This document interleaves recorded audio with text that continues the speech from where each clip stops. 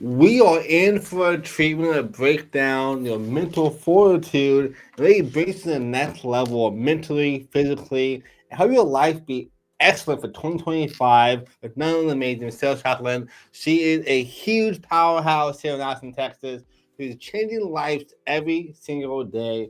You don't want to miss her talk. And also the whole mindful metamorphosis as well. She designed and made her book, so much more. This is going to change your life more than you know. So make sure you stay tuned for this talk with Michele. Again, my real estate team has done $1.5 billion in volume. I've seen all kinds of people from all walks of life. And Michele is next level and elite. So welcome to the Elite Edge podcast with our special guest, Michele. Thanks for being here. Thank you. Wow, what a lead up. I'm quite honored. Thank you so much. Of course, happy to have you here. So I know I kind of broke down a little bit about who you are, your books, your philosophies. You want to add more context to that for people who are watching this? Straightening out my little So yeah, I mean, my philosophy is, personal transformation comes from emotional healing and just being dedicated and motivated and dedicated to practices in your life to Mhm. help you with learning to have more control over your thoughts, process your emotional feelings, and get more resilience, emotional resilience and awareness in the climate that we're living in, which is really, really challenging for our brain and our bodies. A lot of people, we just try to go forward and move forward and adapt, but it's quite challenging. And as we know, especially in the last 5 years, there's a lot of side effects of people suffering physically and emotionally from toddler to senior. Yeah. There's no discrimination, and so I help my clients, and I help anybody. I mean, they don't have to be my clients. I have a YouTube channel where I share lots of information for free, and on my Facebook group and everything, to help develop mental fitness, a mental fitness belief system, like you do around physical fitness. Mm-hmm. And once you understand the science, which is not complicated, I mean, I lay it out in layman terms, then just like physical fitness, you understand the science around it, right? You're more motivated and dedicated to apply these practices in your life, scientifically proven practices. If you don't understand how they work and you don't believe they work, then you don't do it. Mm-hmm. You know, I mean, physical fitness didn't really get solid in our culture until the 80s. Yeah. I mean, it started in the late 60s, 70s, but it wasn't until the 80s with Richard Simmons and Jane Fonda. I mean, I was all into that. I was a fitness instructor, the leg warmers and the whole deal. And it wasn't until then that it was a solid practice in our culture. You did it or you were guilty if you didn't do it. Mm. But we don't have that yet as the majority in our culture with mental fitness. We will because it's scientifically proven it works, and people will need it, more and more as technology progresses even more. Mm-hmm. If you help, I no doubt be there before we know it too. And Yeah. have you always been like passionate about mental fitness and this kind of philosophy? No. um, I I before was challenged with a lot of anxiety. I didn't know what it was because 10 years ago we didn't talk about it. Okay. This is not common knowledge until more recently, and now it's an everyday discussion with Mm-hmm. a lot of people, right? We never talked about this before. And so I didn't know what it was. And I didn't know how to process my feelings well because I wasn't taught. And so I stuffed a lot of things, like a lot of people. And I worked a lot and I was busy a lot, and I didn't understand. I didn't have enough consciousness and awareness to understand why I created a life like that, you know. And I mean, it was my culture, it was my upbringing, so I worked and I was busy a lot, and I used exercise to like push out this energy I created with the anxiety, and I didn't really know what I was doing. And so even though I have 26 years of experience in 12-step communities. I helped a lot of people with, and healing trauma and addiction and that. And I grew from that, but I didn't understand mental fitness back then. I mean, it wasn't talked about. Mm-hmm. It wasn't until I started meditating, which was about 11 years ago, after I had a back surgery that forced me to be still. Oh, wow. Okay, forced me after being a fitness queen for like 3 decades, 3 decades. And so that is what opened up my world and absolutely changed. And that got me into studying how the brain, the thoughts, all your thoughts can make you sick. How they can affect your, I mean, you produce cortisol and adrenaline. And if you're negative thinking, stressful thinking, anxiety all the time regularly, like a lot of people are, you're simply suppressing your immune system. I mean, Mm, that is a scientific fact. The health community, the health industry has known this for years. They actually inject cortisol into organ recipients, so the body won't reject the organ. wow. Okay, a lot of people don't know this, and so over time, you're suppressing your immune system. So that's what I did, and I had a breakdown in ligaments and disc collapse, and that's what we're doing, and we don't even know our own behavior is doing it. And with the overstimulation and the addictions that everyone has now. I mean, there's no oh, I don't know if I have an addiction. I'll take away your phone Yep. and internet. That's right, the phone, number one, internet, TV, and you tell me you don't have an addiction. Okay. Mhm. And we're talking, from toddlers all the way to seniors, like I said.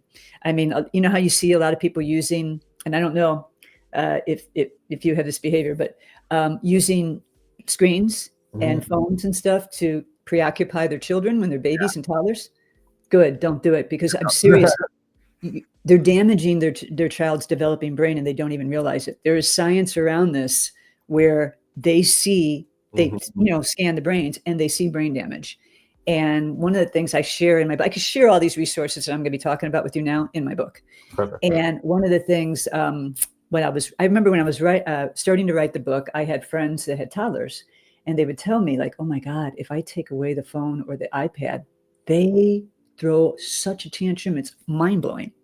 And I said, "Well, yeah, I didn't doubt it, but I hadn't seen it yet." Mhm. And in the course of writing my book, I saw this documentary. It's called, I said, 60 Minutes in Australia, Internet Addiction with Toddlers. Wow. And you will see heartbreaking footage of parents filming their kids, I'm sure, to show their doctors, Mhm. of these kids. I mean, like they were crack addicts. Yeah. I mean, one was like hitting his head against the wall, screaming that he wanted his iPad back, you know? So it's serious stuff. And and there's also a new book called The Anxious Generation. I've seen that. Okay. I haven't read it, but I watched, podcasts and interviews with the man, Jonathan Haidt or Haidt. I don't know how to pronounce his last name. He's a psychologist. Mhm. And I have a chapter in my book, Our Relationship with Technology. And everything he was saying, I was like, yes, yes, yes, yes. There's also a great documentary called The Social Dilemma. Have you Mhm. seen it? Yep. Great. I tell everybody to see that one. So there's going to be a lot more about it. I have a love-hate relationship with technology. Okay. I have my website services company. It's 20 years old. I've been a pioneer in it all this time. But it's so funny too, because when I talk about it, especially younger men, like 20 to maybe 35, they'll come to defense right away. Oh, yeah. I'm not saying it doesn't have a lot of great things. Mhm. Yes, look what we're doing. Okay, this is technology. It's amazing. Okay, but look at the whole picture. Mhm. You need to look at the whole picture, because if you don't understand how it's affecting you and how the toxic messaging from our culture affects us, then you don't understand. You think you're crazy and what's wrong with me, and you don't know what the whole picture of what you're dealing with. You know what I mean? So And it definitely, I think, is one of the biggest addictions in the world, more than like sugar almost is probably number one. But outside of that, it's the biggest addiction now. I think the average American uses social media for 2.5 hours a day. mm, Insane. Two and a half yeah, hours a day out of 16 hours. it's incredible. There's another. I remember I watched a little documentary about this too. It's so intense. It's affecting children, teenagers, young adults so intensely. I mean, mental illness, suicide thoughts, depression, anxiety, all kinds of stuff. These poor children. And there are camps now, summer camps, where a teenager that's experiencing all these problems can go, but it's no technology. Mm. Okay. And we're in a camp for months, a couple of months, and they're in nature and they're in community and they're away from technology. And a lot of times, the first 2 weeks, they can't handle it and they leave. But the ones that break through and they get to the third week, they see amazing difference in how they feel. Mm-hmm. And of course, they have to go back into this modern world with technology. They can't stay away from it. It's not, it's not. Yeah. You have to function in it now.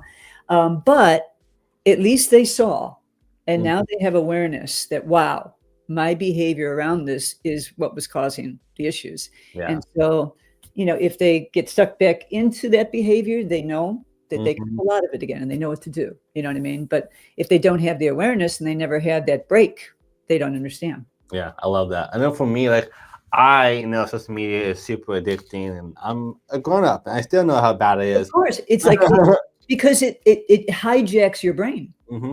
You're like, I'm going to scroll on Instagram for 15 minutes, and then an hour later. All the time. I mean, I'm so aware of it now that when I start to feel that grab on my brain, I'm like, and I like throw the phone away. I'm like, stop it. But it produces so much dopamine in your brain that it increases your threshold of dopamine. So now normal activities that you used to find enjoyable are more boring. Yeah. That's why, remember, before the phones, if you were waiting for someone at a restaurant, you would just kind of look around and look at, people, and you would just be present in your situation. Do you do that now? No, you get on the phone almost all the time, right? Yep. I mean, I'm not immune to it. I have to really stop, put the phone down, Michelle, look around, Not to mention the preoccupation that people have, with it when they're driving and how dangerous that is. I mean, there's a lot of aspects to it. It is definitely great for me to have safeguard my sanity. I have an app called Refocus. Okay. You can see it. Yeah. Refocus, and also Screen Zen, that blocks all my social media apps. Oh, nice. Use it. As I Okay. say, I stopped. Yeah, that's great. I stopped putting no notifications at all. A text are the only thing that shows up, and it's just a number. It doesn't, no sounds. Nice. I remember when I first got it, I'm like, I'll do a bird chirping. Oh, that's so cute. You know what I mean? But then I started, I was like, this is like making, that's how they created it. So you'll go back and back and back, Yeah. It's very insidious. It's very important. It's very important to have structure around this. Very important. And then speaking of structure, Melanie asked, how do you raise kids that aren't addicted to, but also are able to live functions in the world without technology is necessary? Yeah. I mean, you just have to, I know it's hard. I can only imagine, my children were teenagers, like 15 and 17 when flip phones came out. Okay. So I didn't have to deal with that. And I really, really sympathize with parents and teachers that have to, you just have to you got to be strong, and you got to give them rules. I mean, I was watching an interview with Ashton Kutcher, who has small children. And he, he was one of the first people on Twitter. Yeah. And I've listened to other, Gabor Mate is another one who talks about don't even let your kids get on this until they're older. In fact, Australia has a new law just like several months ago. It's illegal to have children on social media before 16. Wow. Yep. And France has outlawed the most recent iPhone because the radiation is too high for the requirements. Okay. That's crazy. So you just, I mean, Ashton Kutcher was talking about he doesn't let his kids on social media right now. They're younger. They're not teenagers yet. And they asked him, are you going to? He's like, it depends how it moves along. Okay, we'll see. Now that Facebook is not fact checking anymore, yeah. So, but no, don't have. I mean, if it was me, I know it's difficult because they'll push back because their friends get to do it and everything. Can't control what they're going to see because they can see with their friends. Yeah, and you need to just educate them the best you can, but have rules in the house where no phone at the table when you're eating. Only have devices in public places in the house. Don't let them have it alone in their room. I mean, think about this. Yeah. When the flip phones got invented, immediately I said to myself, oh my God, I just lost a lot of control. That was before any YouTube or, phones or anything. So imagine these children are in their rooms, totally unsupervised. They can talk to anybody in the world and see anything they want, and you have no idea. Yeah. I mean, that's really serious. Okay, so they're going to push back. But if that's the best thing you can do is educate them the most, keep the devices and don't let them do that alone in the room. Hmm. You know, it's hard. I know it's very hard. I love that. I think it's so powerful. Even like Steve Jobs, who's like one of the biggest pioneers with phones, even says his kids could not use the phone until like 7. That's So, right. like, it really speaks volumes of how detrimental it could be to our health. And obviously, you have. And for that lady that asked, the viewer that asked that, I would suggest that they watch the documentary Social Dilemma and then have a family conversation around it. And read the book or watch interviews or whatever. Read the book Anxious Generation. Mhm. Okay. And be on the lookout for more of these coming up, because there'll be more. You know what I mean? And educate your family together. Then the kids will understand and don't think you're just being mean. You know. Love that. And speaking of books, you have a book as well, which is changing lives every single day. This is Mindful Metamorphosis. What inspired you to make that book? How does it help people? Kind of your whole thought process behind that. So what inspired me was, like I told you, I talked about my history with 12-step communities, and I studied psychology and sociology all my life, but I didn't really get into mental fitness until I had a back surgery almost 11 years ago. That made me stay still for the first time because I couldn't do it otherwise. And I got into meditation to handle physical pain. Because I wish, in retrospect, I wish I had not had that surgery, because I still struggle with some pain. But when I got stressed out or anxious in any way, I felt the cortisol come into my body. You feel it rev up. And instead of just being a little uncomfortable in my neck and my stomach or back, it became very painful for me. And it still is. I have to be careful. That's my motivation, was physical pain. And so that's what got me. And also I was, big into fitness for years. So I had to learn how to stay fit, moving slower. And so I got into that, and that led me into reading a lot more spiritual books. I read the 4 Agreements and The Power of Now all around the same time I started doing yoga and meditation. I was living in Key West at the time. Okay.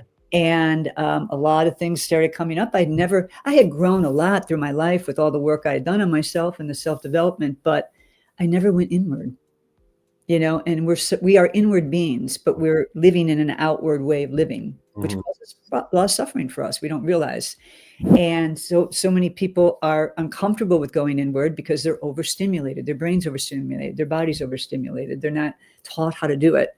And so I started going inward. A lot of things started coming up, and I was learning through guided meditation how to process my feelings for the first time, and not push them down, not try to push through them. Same thing with anxiety, but to just let it be. It's just energy, but we treat it like it's a monster under the bed, right? And it's going to kill us or something, because it's one of the biggest challenges we have, humans, and especially in the modern world with everything that we're stimulated with, is not being totally uncomfortable with uncomfortable feelings, or discomfort with comfortable feelings, and our conditioned mind of immediate gratification, and I don't want to feel this way. And so the best way you can develop emotional resilience and learn how to control your mind and turn your thoughts around that is through meditation, which is brain training, and learning just to sit with the feeling and not push it away. It's a part of who you are. It's a part of being human. And just let that energy move through your body. Your body is like a river. It has to move through. And so I was learning all this. And then I ended up separating from my then husband of 27 years. Wow. Yeah. And then I moved, because a lot of what was coming up for me was very threatening to him, because it required him to work on himself and to be able to grow with me. And he couldn't. At first I was angry at him, but I understood later that he didn't have the capacity to do it. He was too afraid. And so I became the enemy. Okay. And so it became toxic for both of us, and it wasn't sustainable. So I said, we got to separate. And I went to Spain, and I went there to improve my Spanish. I lived in Valencia, Spain for 3.5 years. Wow. It was an incredible experience. I absolutely loved it, but it was absolutely one of the most challenging experiences I've ever had in my life. It was very, very hard. I was very alone. I mean, I was emotionally in a whirlwind. Okay. I left all my support. I left everybody. I went there alone. I was learning the language. So you can imagine all the challenges. It wasn't like I was retired and I could just hang out. No, I had to work. And so I was there for about 2 years, and I was meeting a lot of friends and improving my Spanish and everything. But it was, quite a challenging experience. It was I'd never lived in another culture before, very different, very, very different. And then COVID hit. And I don't know if you're aware, some people are like, oh, that must have been great. No, it was way worse than here. I can tell you stories that make your mouth drop about how restrictive they were. It was Italy and Spain were some of the most stricter countries in the world. And so I already had been spending a good deal of time by myself, but now it just amplified. And I was living alone in an apartment with no backyard and no balcony. And I had to stay in there for 7 weeks. And I would go to the grocery store and back a block and a half away. And during that time, I already, luckily for me, I was armed with meditation practices, breath work. I'd already been studying a lot about neuroplasticity, reprogramming your brain, everything. And I was already applying that. But now I just chose to put myself in a bubble. Yeah. I said, okay, this is a great opportunity. How am I going to deal with this? This is a great opportunity for me to do this and really, see how much I could grow. And so I didn't watch any movies. I didn't watch any series. I watched maybe 2 documentaries. I was teaching Spanish a little bit, teaching English to Spanish professionals. Those are the only people I was talking to. And then I was just all my input was inspirational, motivational, educational, meditational, everything. Wow. And I healed like crazy. I bet.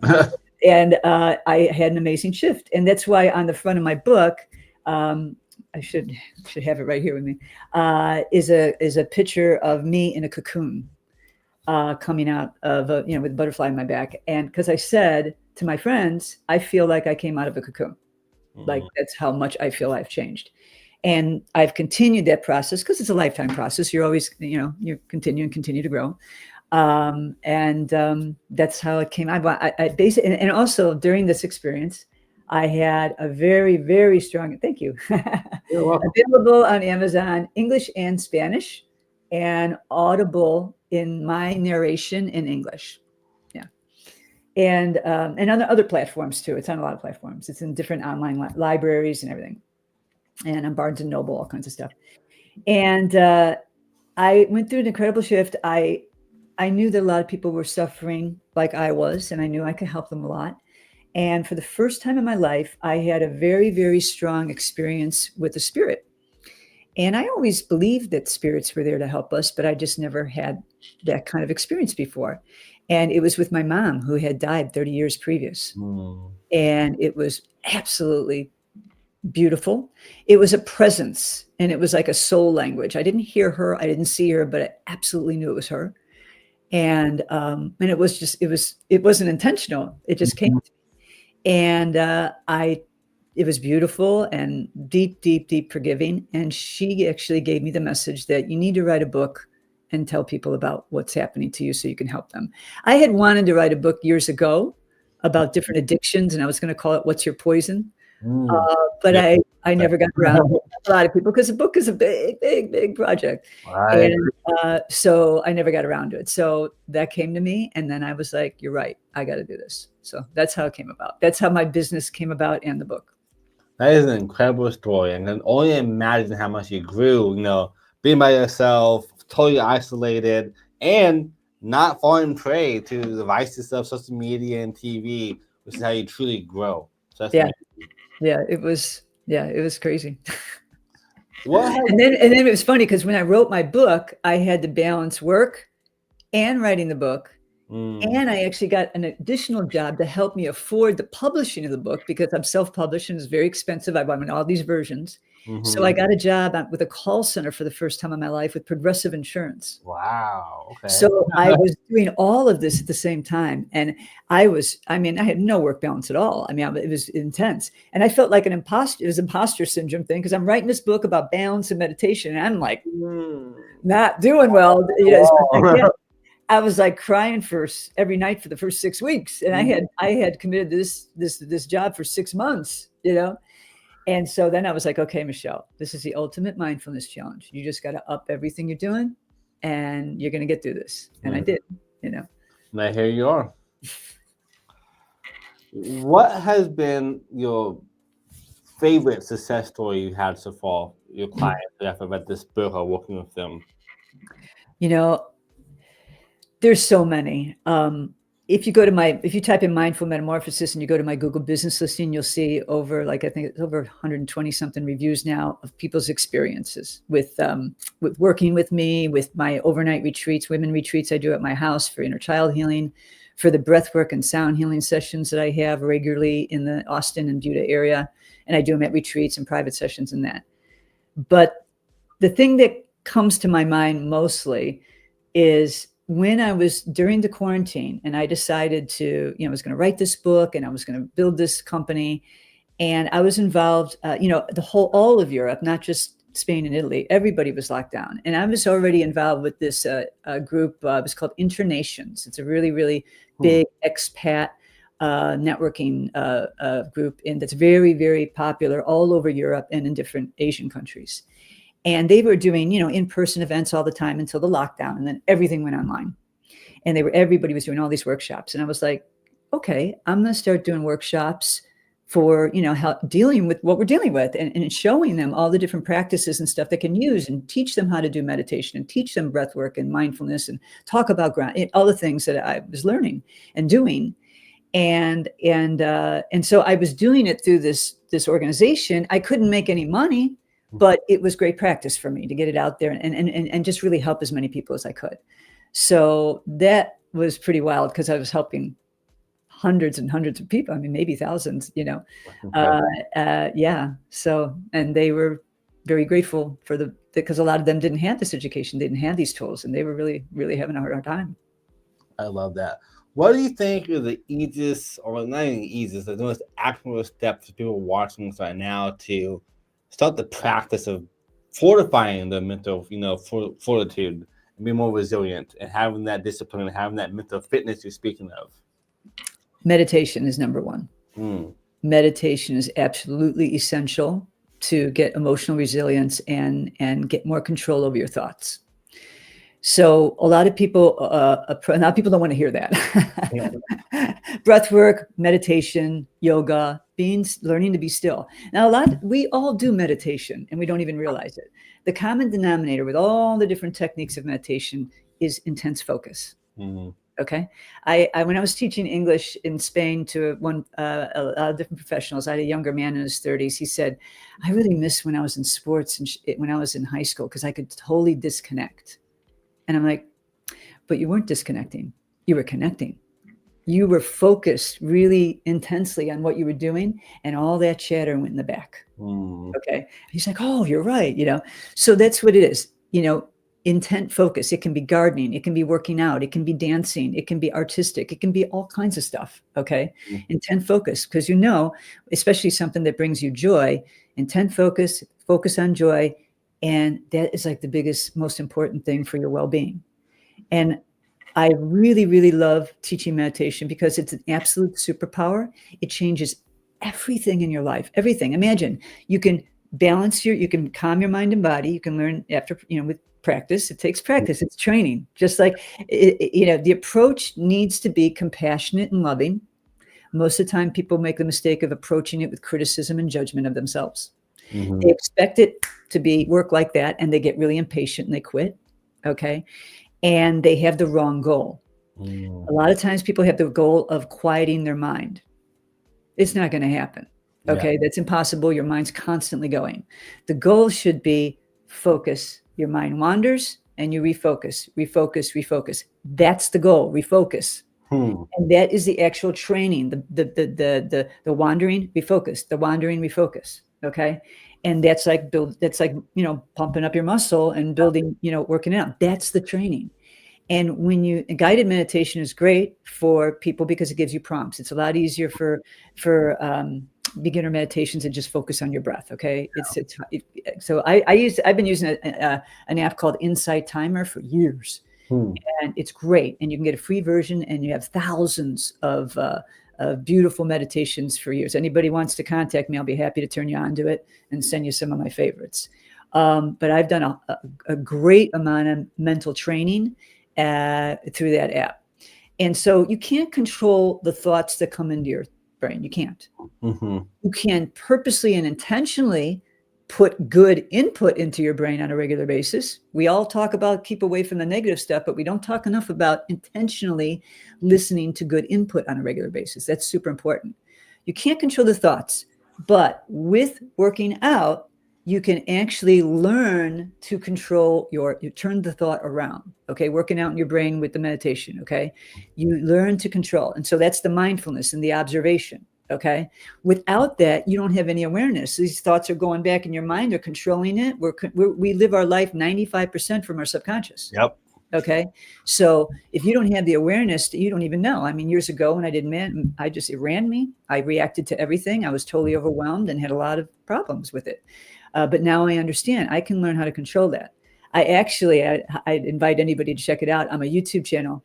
I had a really great, perfect example of this. It was like June or July 2021 when the Rolling Stones came. It was the first concert they had after COVID. And I had immense isolation for quite a while. I hadn't been to a concert like that in years. And I went, and I was okay when I first got there. But when the music started and 10,000 people around me, I got really overwhelmed. And I had two thoughts come in my brain. Holy cow, I don't know if I can handle this for 2 hours. And I feel like going home right now. I mean, it was the beginning of the concert. Yeah. And I know from my studies that you have to catch that thought within 20 seconds tops before a story gets attached to it. Okay. And then it gets a lot harder to climb out of the rabbit hole. All right. So immediately when it happened, I was like, oh no. And I just started breathing really deep, which is a huge breath work is very, very important. Probably just important as meditation. I was breathing. I was talking to myself. You're safe, Michele. It's okay.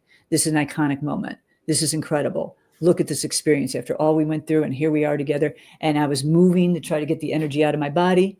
Within 2 minutes, I was totally fine for the rest of the night. That's awesome. I made a video on my YouTube channel about it because I would blow me away. I knew right away that it was just my training kicked in on autopilot. And I was like, I never had that kind of control before in my life, ever, in my brain. So like I said, you can't control what comes in, but you can learn to control it. And it just takes practice like working out your body. My channel, if you go to my website, I see this. If you go to my website, mshalin.com, or you just type in Michele Schalin, Mindful Metamorphosis, you'll find it. On the top right, you'll see a little link to my YouTube channel, and you can go there. Awesome. Thank you for sharing that. If Jamie will be also watching it, definitely make sure you follow Michele. We're not done yet. A lot more amazing coming up. Make sure you tag your friends, though. Share this video. Give her some love. Drop some likes. Because she's dropping some amazing knowledge for you guys, helping you guys live a better life with mental fitness. And what do you think you've seen for yourself personally that helped your business to personally grown since practicing meditation, practicing breath work? What have been your biggest impactful change since doing this?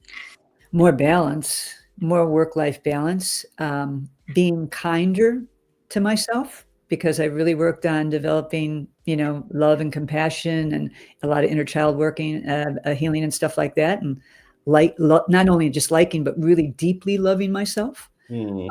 Because I think that's absolutely necessary to do that healing, to treat yourself better.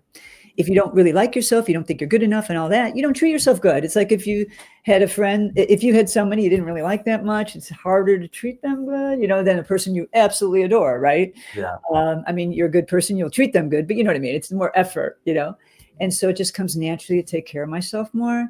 Downtime that I never gave myself before. Just a lot more balance and time in nature is so important for your emotional and physical well-being, spiritual well-being. It's important for everything. And, being able to be more authentic, because I like myself and I'm comfortable, and I don't have to, we all have roles we have to play in our life, but I don't have to, put on a face and be somebody else because I'm too insecure, I'm not comfortable and confident or insecure with myself, I used to do that and put on a face. And no, I was a good actress, so nobody knew.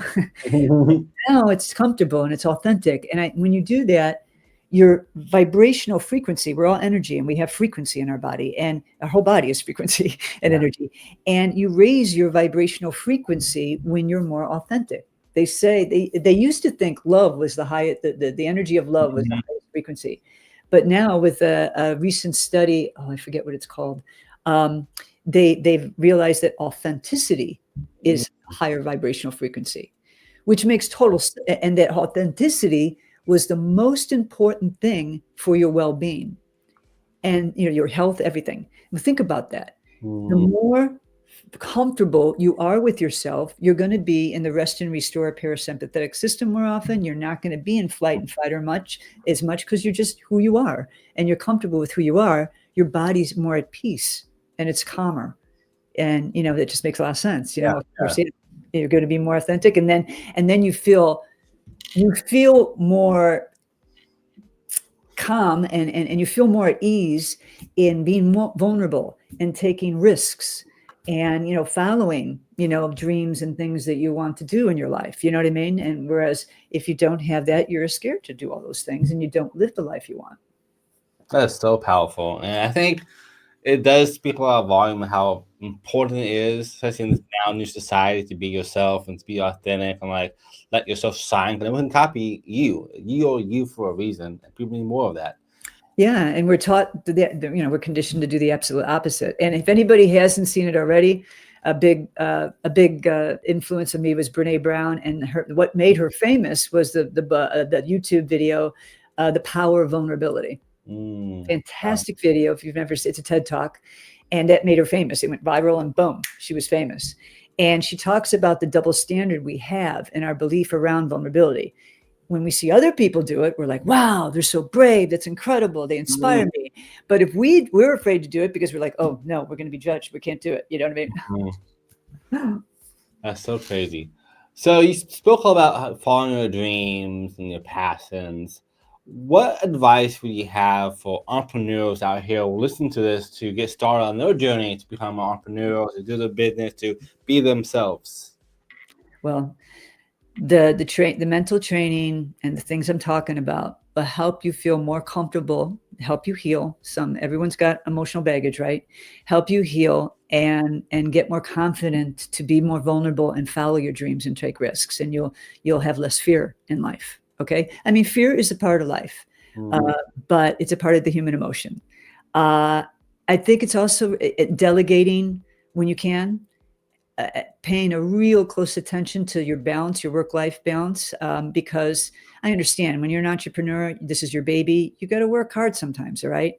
But you got to really make it a priority. And it looks like you're doing it for sure, from what I see, with your family and time alone, because otherwise you're going to destroy your relationships and you're going to damage your children. So it's that serious. So those things I think are supremely important. And like I said, delegate whenever you can, so you can have that balance, and just, work on yourself, continue to work. It's a lifetime process. A lot of people we have this kind of fantasy story in the back of our mind that life should be easy and fair all the time. And when we have problems, which I call challenges, we get mad. We get mad and angry. This isn't fair. Why is this happening to me? And then we make our suffering more. Okay, we suffer more. I'm feeling this way, and I don't want to feel this way. I shouldn't feel this way. So now we've just exasperated what we're going through. Okay, when you're able through work to change the perception, that's everything. That's why having control of your thoughts is a total game changer in your life. Because you change your perception. You change your perception, that's everything in your life. You get to when you change your perception, when you change your perception, that life is not meant to be easy. Okay. As soon as you understand that, life becomes easier. Yeah. And that the challenges, not problems, challenges are not a part of your path or your life journey. They are the journey. They are the path. Going through them, they're there for reasons for you to grow and learn lessons. That is it. That is the human experience. When you switch the perception and look at it like that, then you'll be happier in your life. And I'm not saying I do it perfect all the time. Okay. You can't. And that's the other thing I think is really important for everybody, entrepreneurs or anybody, to not expect that you are going to do this, and then now you're going to arrive and you're going to feel great all the time and you'll be perfect and you'll never, go on the, fall back or anything. And I shouldn't even say fall back, because it's not going backwards. Growth is not an incline. Mm-hmm. It's a dance. Okay. Mm-hmm. It's a dance. And we have neuron connections in our brain of old thinking and behaviors, and they become very strong. And as we're practicing new thinking and behaviors, we connect, we grow new neuron connections. That's neuroplasticity. Okay. Mm-hmm. We didn't know this before. Okay. Now we know the science knows this. And then as you practice that more and more, the new thoughts, the new behaviors, that gets stronger. And the old ones get weaker, but they're still there. Mm-hmm. Okay. And they can come up. Like what happened to me when I was writing the book. I had this really great balance, and all of a sudden I brought all that on, work, the extra job, I'm writing the book. And I felt the difference. And I was like, oh my God, I'm in workaholic mode again. And I was like, oh, this is horrible. And I was like, okay, you can do this for 6 months, apply everything, all your practices, et cetera, right? And I thought that after I got it done, I could just flick a switch and I go back to normal. No, it did not happen that way. And I was like, oh, I had the tendency to keep on, to go do something and be busy like before, because I woke up those neuron connections. Okay. And I was like, oh, wow. And I knew right away, I didn't think I was crazy or anything. I wasn't getting down on myself or anything, because I understood it. I was like, okay, I know what's happening. Mm-hmm. I gotta be patient and get back into the groove. And it took a few months for me to really watch myself and observe. And the important thing is, don't criticize yourself. It's an observation. Eckhart Tolle talks about being the watcher. Okay. Yeah. Mm-hmm. Watching yourself and go, oh, okay, I see what you're doing. We're not doing that anymore. Okay. Mm-hmm. Let's pull it back this way. And you just kind of treat your mind, and the same thing in meditation. Okay.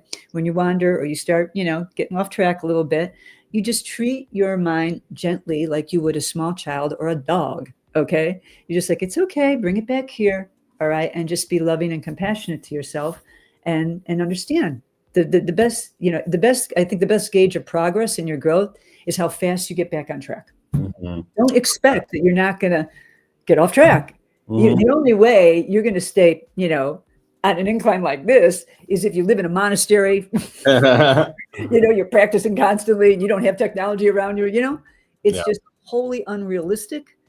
And people put so much stress on themselves to expect that they're just going to have these practices and then all of a sudden arrive. Now, the human experience is about challenges and growing. And then that's why, and then it's even heightened challenge now with how we live in the modern world and technology. This is not going away. It's going to amplify, especially with AI. And, we need these practices more than ever to help us understand, instead of thinking we're going crazy. You know what I mean? Why can't I do this right? Everybody else looks okay. Well, everybody's struggling. Okay. Yeah. We're just all putting on a good face. Yeah. Social media is just one big highlight reel. It's always one big highlight reel. Is social media. Right.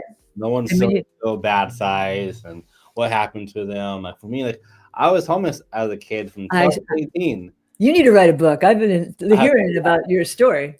Yeah. I have 3 books. I have. Oh, you do? Oh my God. I'm sorry. As well. Oh my God. That's great. Congratulations. Thank you. Yeah. Think about your life. How many times in your life, how long did it last where every aspect of your life was great?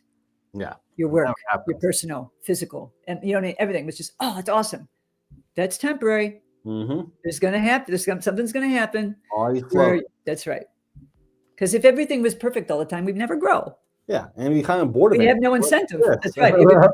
We wouldn't appreciate the joy of things in our life if everything was the same all the time. Mm-hmm. We didn't have the challenges. We wouldn't appreciate the joy. That's just life. That's true. Embrace it. Yeah, embrace that. And then you talk about neural connections and making new synapses and all of those things. I also think that most of our followers on this podcast are entrepreneurs, people living in Austin, people working jobs and careers. How has the connections of people helped you in terms of networking? Well, dramatically. I mean, the connection with you, here I am on your podcast and people are seeing me, I've always been, I am naturally a networker. I'm a naturally communicator. I'm a Gemini. I think, no disrespect to you, you're an amazing networker, but I think women tend to have easier time networking because we're brought up that way. We're brought up to network, be in community more with our girlfriends and that, and share more, you know what I mean? And ask for help and stuff like that. A lot of men in our culture are treated, independent. Don't ask for help. I got to do it. You know what I mean? Mm-hmm. So I think it's more natural for women. So I have that, upper hand. But I've always been really big in networking. I remember years ago, I got into, when I first started my website services company in 2004, I was in Lockhart. And back then I had to like tell people why a website was good because it was all brand new. Yeah. And I had a friend tell me, you go to San Marcos and get in and join BNI, Business Networking International, and they'll want your services. And that's what I did. And I learned even more about networking. I was trained for about 8 years and held a lot of leadership positions and stuff, and really got into understanding that, especially smaller entrepreneurs, find other people that have different businesses that you can share clients. You have the same clients. Like if you have a realtor and a mortgage guy and an AC dude, a roofing guy, okay, they're what they call a power team in BNI. You know what I mean? Or an event planner, a hairdresser, for weddings, caterer, something like that, But, people that, like right now for my website services company, I try to connect with business loan officers, business bankers, business coaches, because they're same clients I do business websites, So, and then with my Mindful Metamorphosis, anybody that's dealing with, different types of people that want to grow and they want to, learn how to have the control of their body and in their mind. So yeah, that's a big one. Just connecting with people that have, same kind of demographic clients, and just getting out there and meet people and being open to opportunities all the time to be able to be in an interview in a podcast or any kind of speaking engagement or anything, and just be yourself. When you're too busy trying to be professional, I mean, you can see some of my videos. Okay. I'm too trying to be professional. I'm stiff. Okay. I'm too stiff. When I'm just myself and I relax, I'm a lot, people like the way I communicate, because people like vulnerability and they like people when you're more authentic. They can feel it when you're trying to be perfect. You know what I mean? And it just doesn't come off as good. Yeah. So that's super important too. And that only comes from, working on yourself and growing. You can put on a face, but it doesn't really change your life in a very profound way until you do the deeper work. I love that. It's so powerful. Guys watching this now, I know Michele because of networking. We got connected on social media. Now we're talking. Now we're here. See? People. Yeah. Yeah. It's very exciting. I mean, I'm very passionate. I've always been super passionate about anything that happened in my life that helped me in a big way. I like to sing it from the rooftops, and anybody that that helped me, provided me with a service, a product, or anything that I think was great, I tell everybody about it. I'm not about getting online and complaining about somebody. No, I don't do that. Same. But I definitely love to praise people, and I always want to give them reviews and stuff like that and share, like the vibrating plate I was telling you about. Vibrating plate's great, So I love to share anything. I need more of that now at my gym too, because I see it all the time. Then one time, never knew how powerful it was, but now I know. So those watching this, do vibrating plate. Vibrating plate, Life Pro Mini. Ask me about it. Go to my Facebook. If you go to my Facebook personal page, you'll see I have a post on it. It's fantastic. Can't wait to try it out. And then, what is your next steps for Mindful Metamorphosis? Where do you see this going this year or next 5 to 10 years afterwards? It's interesting. I've always, because of our culture and what we're taught, and been working for myself for 20 years, I've always I take advantage of November and December when it's a little slow in my business and get ready and get planned and get out the gate at the beginning of the year and all that. And this was the first time ever that I didn't do that, because the natural order of things is to hibernate, right? To get deep rest during the winter. But we go against the natural order, right? And so I decided for the first time to do that. Okay. And it was really good, but it was uncomfortable. It was very uncomfortable because it was outside my box. That's another thing that I tell people all the time, entrepreneurs or anybody, do things outside your box, outside your comfort zone. That's how you grow the most. And, like when I grew crazy amount in Spain, because that was like crazy outside my comfort zone. And so I did some, real deep rest. And so I'm kind of rolling it out slow coming into, January. And ultimately, I plan on creating some online courses Mm. that will be some of it will be repurposing information I shared in my book. And then I'm always into, learning. I just love learning. And so there's new things that I've learned that I would have put in my book if I had known it then. And so, more of those kind of things. So, workshops and stuff like that. I'm also going to start recording some meditations Mm. with my voice, and, having little packages like that, audible meditations, because it's funny, because I just recently I don't know, as I get older or something, or I talk different, I don't know. I never in my life had people tell me I had a soothing voice. You do. It's beautiful. And but like now, I swear to God, it's hilarious. It's like the last 4 years, people will tell me this. And I'm like, oh, I never had anybody tell me that.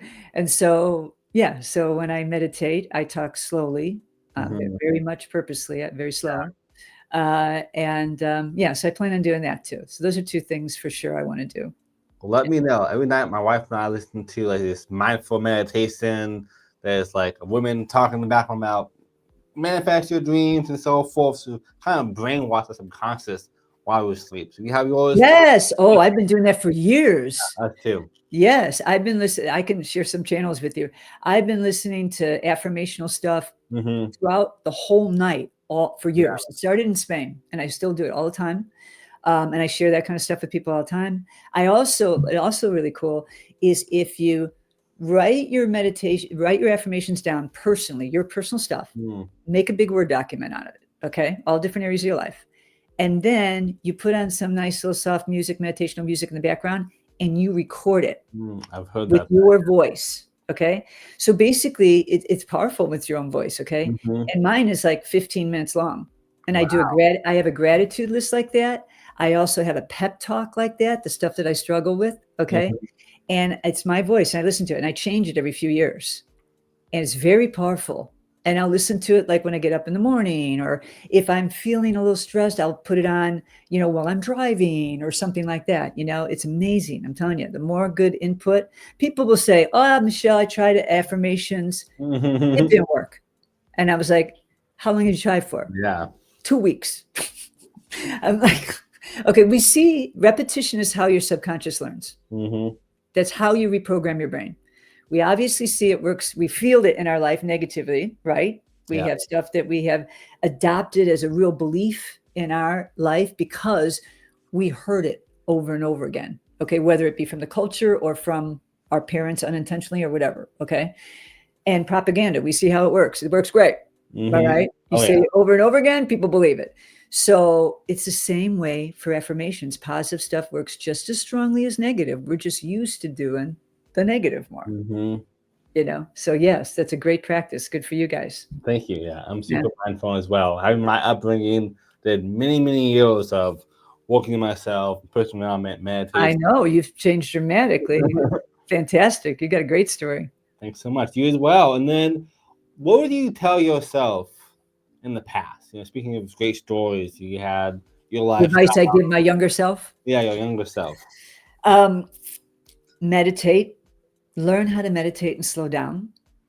Be kind to your body. Be kinder to your body. I was hard on my body. I worked out a lot, but I was just Mm. too much. I didn't have enough balance. Be kinder to your body, because as you get older, you're going to be a lot happier. And learn how to meditate. Don't be in a hurry. Love yourself more and do the work that it takes to be comfortable with who you are, so you won't fall into dysfunctional, dynamics in relationships, work or personal, where you're doing people pleasing and you're getting resentful, and or you put up with behavior that isn't healthy, and you're putting up with a behavior from somebody that's disrespectful, or humiliating or whatever, just unhealthy. And we know a lot of terms now that we didn't know before: gaslighting and projecting and blah blah blah blah blah. You know what I mean? It's been going on for years. Okay, I had it in my life for years. I didn't know what it was, and it definitely caused a lot of problems for me. And so yeah, just really educate yourself on that, and learn to love and be kind to yourself and be slower, and it's gonna be okay. Mm. Everything turns out fine.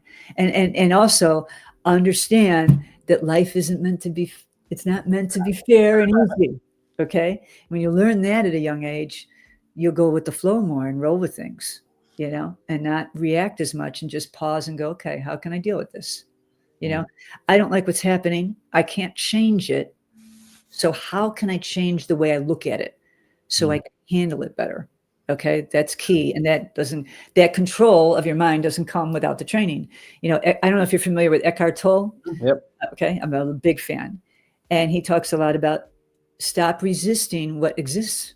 If you can't change it, I mean, if you can change it, great. Yeah. Okay. But if you're in a situation that you cannot change and you're resisting it, that's insane behavior. You're making yourself suffer more. Yeah. I love that. So powerful. Learning that at a young age is very wise, make you very wise at a young age. And so will meditation. There's a man I know, he started meditating at 15 years and he's like 31 now. And he is one of the wisest young adults that I've ever met. And I met him when I was in Europe on my book tour. I reached out to him because I had listened to his intermediate Spanish podcast for 3 years. Wow. And I said, you've helped me a lot.